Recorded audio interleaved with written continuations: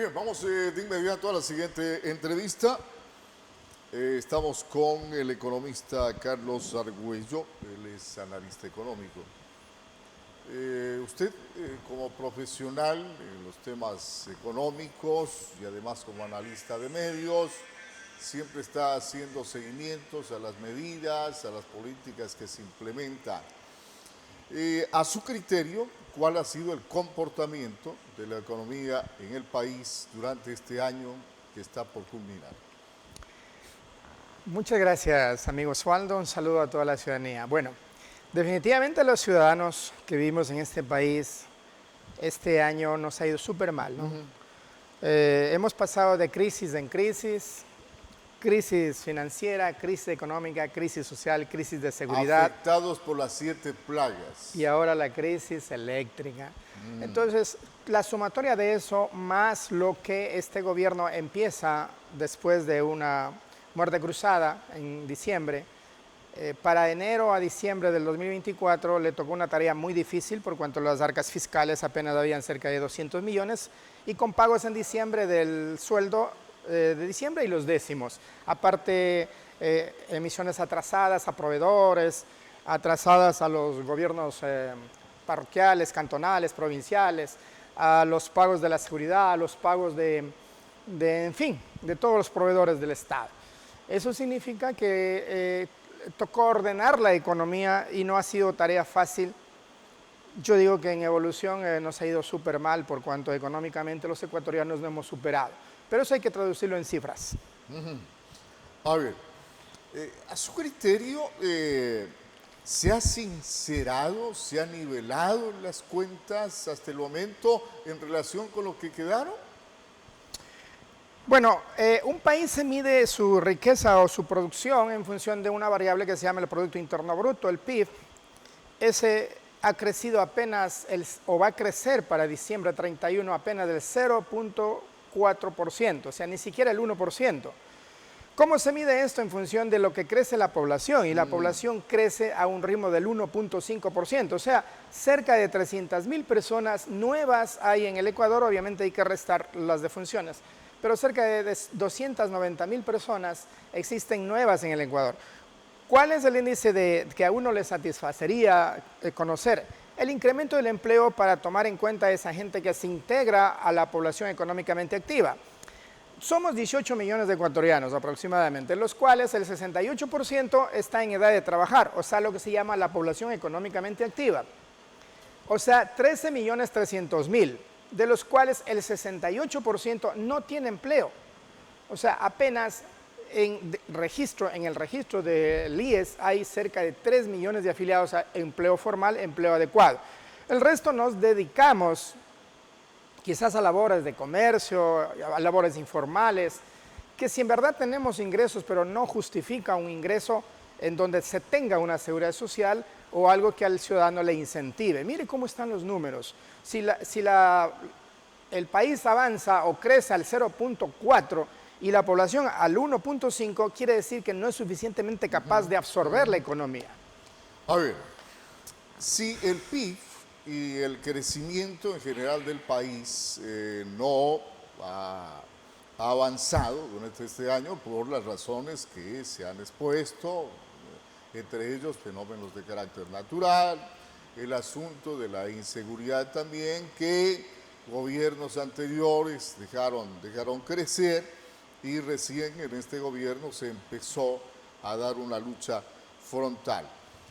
Si ha habido toda esta debacle, si ha habido la falta de recursos propios del Estado. Cuando hablamos de sincerar y de nivelar las cuentas, que estaban bastante bajas, hemos tenido que hacerlo con recursos externos, es decir, incrementando la deuda externa, ¿o no? Por supuesto que sí.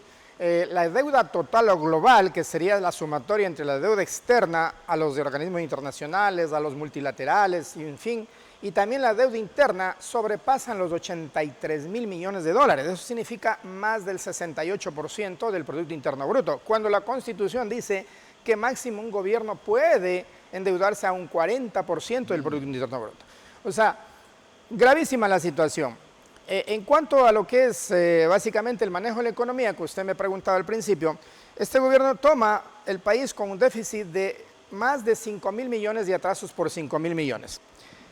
Para este año, según las autoridades financieras, o sea, el gerente del Banco Central y demás autoridades monetarias, dicen que va a haber un déficit de 3.4, o sea, 3.400 millones, lo que mejora más allá de 1.600 millones.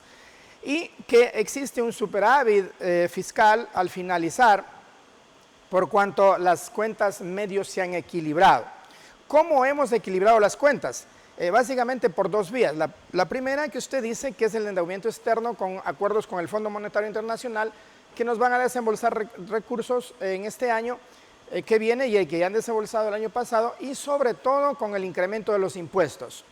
Nosotros entendiendo la situación que vive el país y de manera especial el gobierno que no tiene recursos, fuimos capaces de aceptar una suba de impuestos, esto es el 3% más del IVA, lo que significa aproximadamente 500 millones en el año 2004, 500 millones cada punto, o sea, 1.500 millones ingresaron al Estado. Aparte de eso, hay otros impuestos que se han incrementado, como el impuesto a la salida de capitales, que estaba en 2.5 y que volvió a 5%. Eso le da 1.200 millones aproximadamente.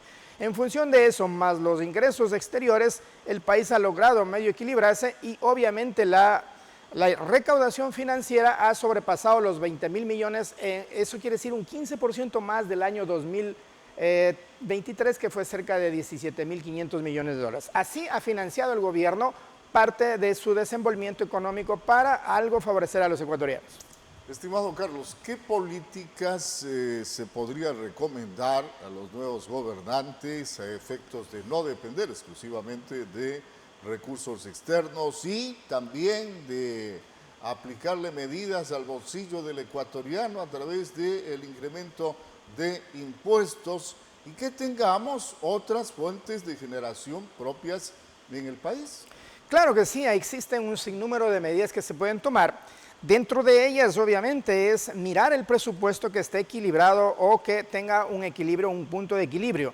No puede ser que nosotros tengamos gastos mayores que los ingresos. No sé, hay que corregir el déficit fiscal. Y la única forma de corregir es gastar menos. ¿Qué significa gastar menos? Priorizar los gastos en lo que es gastos sociales, tal vez algo sobre para gastos de inversión, pero los gastos corrientes son el problema. Tenemos un gobierno o un Estado demasiado obeso que sí se puede hacer recorte en ciertas áreas, no necesariamente en salud, educación, seguridad, pero sí en otras áreas que definitivamente nosotros vemos cómo el gobierno puede actuar. La otra forma sería dar el incentivo necesario, la posibilidad jurídica de que la inversión extranjera venga al país y la inversión interna también se reactive.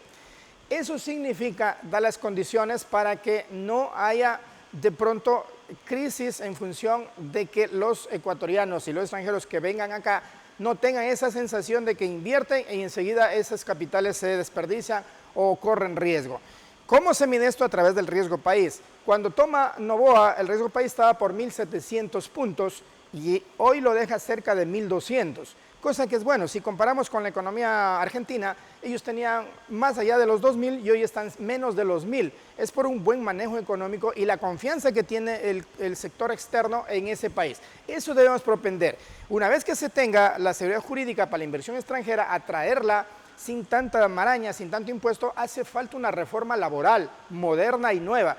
Hace falta también que esos capitales que ingresen sean respetados. Eso va a incrementar el nivel de desarrollo y crecimiento del país con empresas nuevas dentro de la manufactura, dentro de la agricultura, lo que significa que va a tener que emplearse la mano de obra ecuatoriana, más empleo, que es lo que necesitan los ecuatorianos.